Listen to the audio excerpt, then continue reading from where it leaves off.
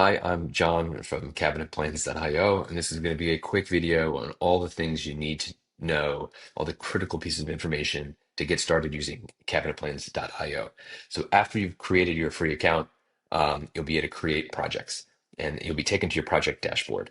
And your project dashboard is organized by projects, and projects are just the way that the software separates different projects from different projects. So why would you have different projects? Well, if you're a homeowner or a DIYer, one project might be like your home office or like a finished basement, because they might have slightly different build methodologies or and different designs. If you're a cabinet shop or if you're a professional carpenter, you could organize your projects by different clients or different addresses or something like that. And so let's go ahead and create a new project. And I'm going to click the button here. And I'm just going to call it, we'll just say the test for demo project, call it whatever you want to call it. Start that, and it's going to prompt you now for a project setting.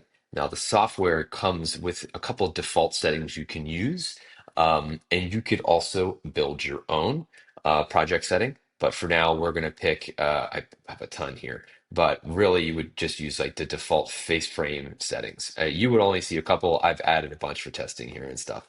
But we're going to click next. So what this is going to do is it's going to assign some specific tooling values, like how far my door rails and stiles are grooved, some scribe settings for face frames, that sort of thing. So I'm selecting a face frame setting. If I wanted to build frameless cabinets, I would have to select a frameless project setting. So I'm just going to pick the default face frame settings. Okay, so now I'm good to go to build my first cabinet. And so we're going to give any cabinet a name. We'll just call this test cabinet. And let's say I want to build the big thing to take away here is you'll notice there's built-in cabinets and kitchen cabinets. And what's the difference? The difference is kitchen cabinets have some dimension values locked. Because for best practice, they should be locked, and I'll show you what that means. So kitchen cabinet, let's pick a kitchen cabinet with one door, one drawer, and you'll notice that I selected inches for the units. It does come in millimeters as well if you want to build a project setting in metric. Cabinet height is set at 34 and a half. The cabinet depth for this particular base cabinet is 24 inches. Those are locked values. I can't change that. I can change the width because that is best practice for kitchen cabinets is these values. Okay, this is the most common question I get is, hey, I'd like to use your software. I want to build a kitchen cabinet, but I need something else other than 34 and a half or 24 inches for base cabinets. That's fine. We would just select built-in cabinets instead. But for kitchen cabinets, it's going to include a back and it's going to have a toe kick because that is standard build methodology for kitchen cabinets. All right, so let's go back to the dashboard and we'll select that project again. And this is the test for demo project, the one we built. And you can see it already has my project settings. So let's add a different cabinet. Now, if I go to built-in cabinets, if you see, they're pretty much the same thing. One just has a baseboard. If I select built-in base cabinet, that same cabinet, one door, one drawer. Again, I have to give it a name. We'll call it test cabinet, and we'll just run through this one really quick. Now that all this stuff is editable. So the width, I'll say 30. Height, I'm going to say 34 and a half anyway. Cabinet depth, I'm going to say 24. And then the rest is all pre-configured, is not configured because we're using a default project setting.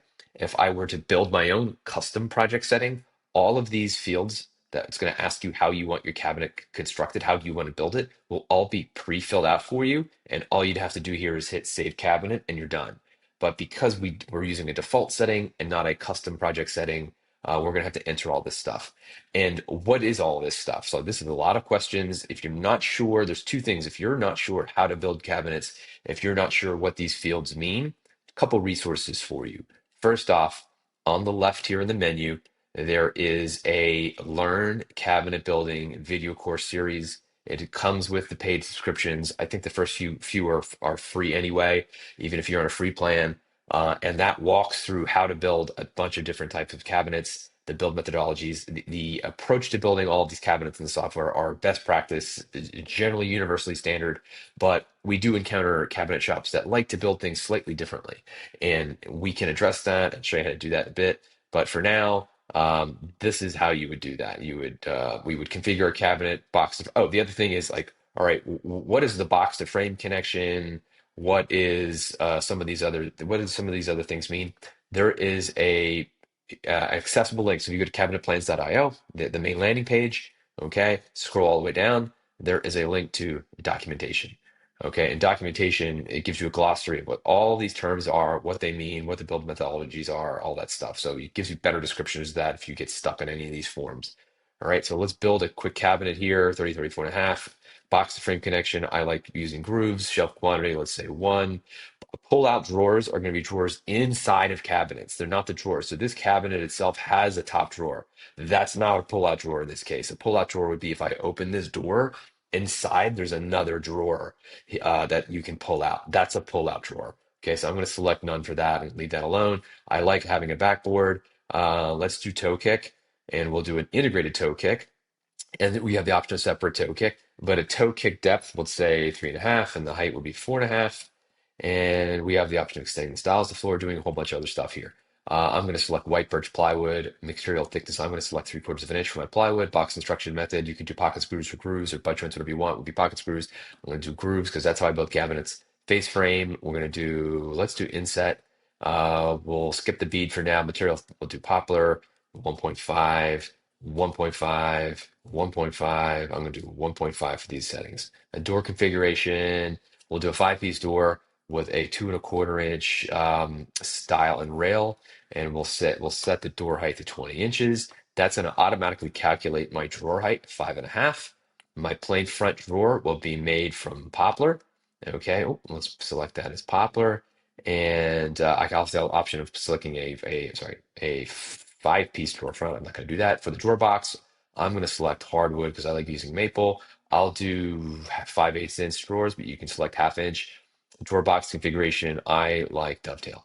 All right, so now all of our forms are filled out. If any of these are missing, you'll get an error. We're going to hit save cabinet. Now what it's going to do is going to send this to the server. The server is going to take a look and it's going to build the parts. And so if you don't see the parts built right away, we're going to just refresh the page and then all of our parts should appear.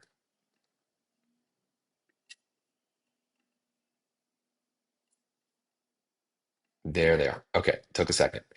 All right, so we have all of our parts here. Each of these parts are editable. So I don't like the way CabinetPlans.io configures cabinets, and I want to do some variations. No problem. I can click on these and any of these parts and change the dimensions. I can cancel the part update. And so if I wanted to make a change, I would just say select that, hit update part, good to go. Okay. In addition to that, we can add parts. And so, for instance, when I build this particular base cabinet, it doesn't come with a top. Comes with a couple extra cleats. Cleats in the back, comes with the back, comes with the bottom. What I can do is I can take my bottom and take these dimensions, and that's just what I want, right? So 28 3/4, 22 3/4. I can add an additional part. I can call it top, say it's plywood, give it its dimensions, hit save new part, and now it gets added in my cut sheets. All right. It also comes with hardware. All right. So we can duplicate the cabinet if I want to add two of them. Let's go back. So now with my project, the project has one cabinet. We're good to go here. Once I'm done, I've built all of my cabinets. I can click this button and it'll generate a downloadable PDF cut sheet. And that's done at that project level, not at the cabinet level. So if I click into the cabinet, you don't have that option. You have the option of editing the cabinet. So if I want to, and this is the beauty of CabinetPlans.io, is if I don't like, this is a weird looking cabinet, 30 inches for one door, one drawer is kind of stupid, 30 inches wide. What I can do is I can click edit this cabinet. I can come up here and all of my values I've entered are here, and I can on the fly change this, let's say 21 inches. We think that'll look better. Update the cabinet, and what it's going to do is it's going to save that information, and on the fly, it's going to recalculate all my parts for me. Okay, and if I want to make sure they're valid, I'm just going to refresh the page to make sure it took. But there we go. So now we have a nicer looking cabinet. And so now what I can do is I can go to the 2D drawings and we could add that part in. So that's a base cabinet. So when we come to the 2D drawing section, the 2D drawing section only shows you the cabinets that you've already built for this project. This is a project level tool. And so I didn't build any upper cabinets. I don't have any upper cabinets to add, but I did build one base cabinet. Let's go ahead and add that to the drawing. It's automatically snapped left. Okay. And these are my wall dimensions. From here, I can add some hardware if I want to show a client, like this is what this cabinet would look like. Let's say, let's add a pull and let's make it like bronze, right? And I can change the cabinet color. I can pick a different color if I want like a classic gray, which kind of looks crazy with the gray background. But we can also do like cherry or something like that. Okay, so it looks a little wild. I personally like white. I can also just type white, all right, and go with an arcade white or something like that. And then down here, I can show the countertop, right? And there's my one cabinet we built. I can center it. I can go left, right, or center. Whenever I make changes to the wall configuration, I hit apply changes. So if I want to move it to the right, we're going to put apply changes. It slots over. All right. So we're going to hit save changes. All right, now when I come back to this, and I'll just simulate that by refreshing the page, that cabinet will be right where we left it, built exactly the way we had it, good to go. We can download this drawing, we can download this picture, and we can give it to a client, we can show our spouse, we can do whatever we need to do here. All right, so I'm going to show some a little more complex moves inside the 2D drawing that I think are worth illustrating. We're going to go over here to this other dashboard I have open, Butler's Pantry. So now this is a multi-cabinet project I built, and it's something that's in our house. And you can see here that we have cabinets pretty much all over the place. So it looks like it's centered. It's just aligned left, and I have the width of the wall set to like squeeze the cabinets in, so it's boxed in on both sides. I can change the order of the cabinets as they appear by messing with these arrows. I can remove them by hitting these X's. This space here, there's a spacer here. That's done by adding a spacer in the base. So I can hit base cabinets, add spacer, and it'll ask me to give me the dimensions of that. I'll put this back over a little bit. And so now, all right, so we can from here, let's say I want to adjust the heights of these upper cabinets. What I would do is just click on the door, and it's going to ask me how up this middle cabinet, which is referred to as the cabinet's called upper middle for a reason, is sitting 70 inches off the floor. Let's lower it to say 66. We'll hit save. It'll drop down, and now it's all aligned at the top there. And let's say I want to add some trim and some, we'll say it's 3-inch trim, some flat trim stock, and some crown molding. And now that appears there, just so we can see it. I'm going to adjust the wall height to say 120 inches. I'm going to hit apply changes. And now you can see there's some flat stock, some trim stock, and some crown molding here. And then what else? My view screen has shifted a touch here. Let's see, how do I move that back? I don't like that. There we go. Sorry. And okay. All right, next thing is how do we stack cabinets? So these particular cabinets I have here in the left and the right are stacked cabinets or door over door cabinets. So these are not, this is one cabinet, and this is one cabinet, and this is its own cabinet. But let's suppose I wanted to put a cabinet over another cabinet. So what I would do here just to show that, I'm going to make this height really high. I'm going to make 160 inches. Okay, so we can see the whole ceiling here. And we would do this with other ones, but let's move this down here also. Let's make this 36 inches. So we're going to slot this particular cabinet all the way down. I'm going to get rid of the crown and the trim. All right, so now this cabinets are sitting on there. Let's say this is going to be 36. So you can just see that I'm clicking the door frame. For this one will be 36. We're going to save that. And this one, I want to put this upper cabinet on top of here. So I can just, because it's aligned left, it's going to pop over the left cabinet. So looks like it needs to go up another 12 inches or so. Let's say 78. Not quite 78. Let's try 84. There it is. Okay. So now you can see because it's aligned left, this cabinet went over that cabinet on the left. All right. And so if I want to drop it back in, I would click on the door again and bring it down to something else. Let's say 66. Okay. And it needs to go lower than that. Let's say it's, I don't know, 40, something like that.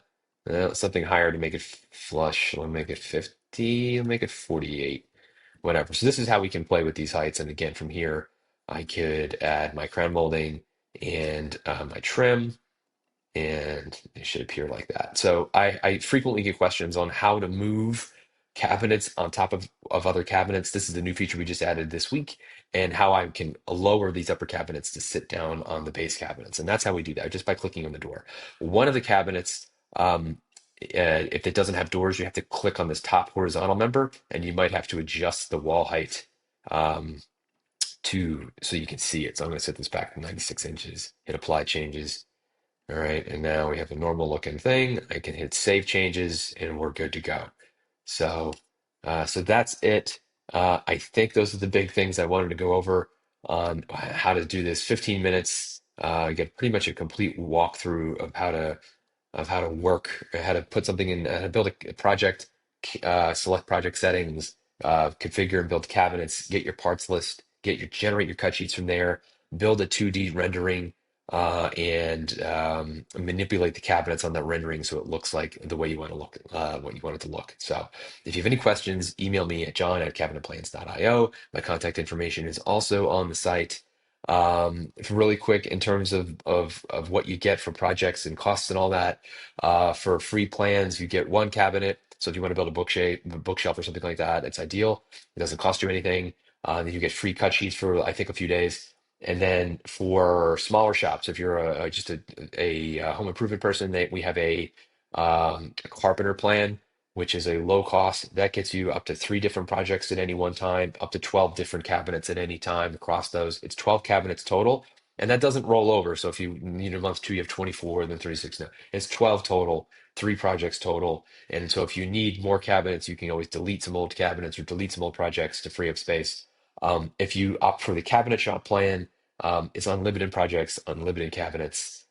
So no limit there, no need to delete anything else. So I hope that helps explain some of that stuff as well. Yeah, let me know if you have any questions. Thanks.